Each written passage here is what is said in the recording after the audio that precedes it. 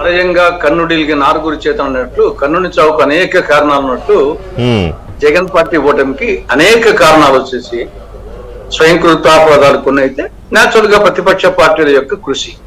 ఇక్కడ ఆయన ఎంతసేపు ఈ యొక్క సంక్షేమ పథకాలు, మేనిఫెస్టో, నవరత్నాలు దాన్ని బేస్ చేసుకుని ఆయన మొత్తం 5 ఏళ్ల రాజకీయం చేశారు. నేను సంక్షేమం బ్రహ్మాండంగా ఇస్తున్నాను అనేది ఒకటి, తర్వాత నవరత్నాలను చాలా బ్రహ్మాండంగా ఇంప్లిమెంట్ చేస్తున్నా, మేనిఫెస్టోలో 95.98.5% అనే ఒక యుఫోరియాలో ఆయన ఒక ఉండిపోయినాడు. అంటే నాణానికి బొమ్మ బొరుస ఉన్నట్టు ప్రతి పాలనకు ప్రతి నాయకునికి మెరిట్స్ డిమెరిట్స్ ఉంటాయి.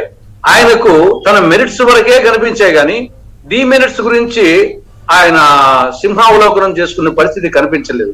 కానీ ఎంతసేపు వచ్చేసి సంక్షేమం 132 సార్లు నేను బటన్ నొక్కాను.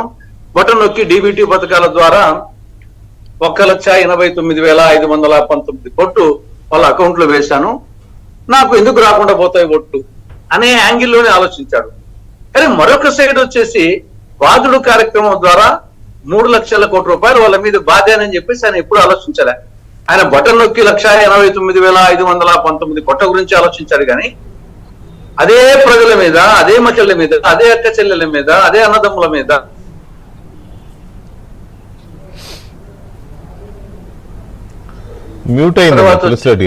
ఈ యొక్క ధరల మోత, దీని ద్వారా ఈ 5 సంవత్సరాల్లో 3 లక్షల కోట్ల రూపాయలు బాధ్యానని చెప్పేసి ఆయన ఎప్పుడు ఆలోచించలే. అది కాక ప్రజల పేరు చెప్పి ఇలా పేరు చెప్పి 8 లక్షల కోట్ల రూపాయలు అప్పు చేశానే, ఆ 8 లక్షల కోట్లు ఈ 3 లక్షల కోట్లలో 11 లక్షల కోట్లలో నేను ఇచ్చింది 1,89,000 కదా, మిగతాది వచ్చేసి ప్రజలు ఆలోచిస్తారు కదా అని చెప్పేసి ఆయన ఎప్పుడు ఆలోచించలే. అది ఫండమెంటల్ గా ఇప్పటికి కూడా ఆయన వచ్చేసి ఇప్పుడు మాట్లాడినప్పుడు కూడా యాంగిల్లోనే మాట్లాడుతున్నాడు. ఆయన వరకు ఓకే, కానీ రివర్స్ పక్కన ఏం చేసింది, పోనీ సంక్షేమ పథకాలు గతంలో ఏం లేవా? న్యాచురల్ గా వచ్చేసి బడ్జెట్ పెరుగుతున్నప్పుడు పెన్షన్స్ కానీ ఇంకోటి కానీ కొంత అమౌంట్ పెరుగుతూ ఉంటుంది.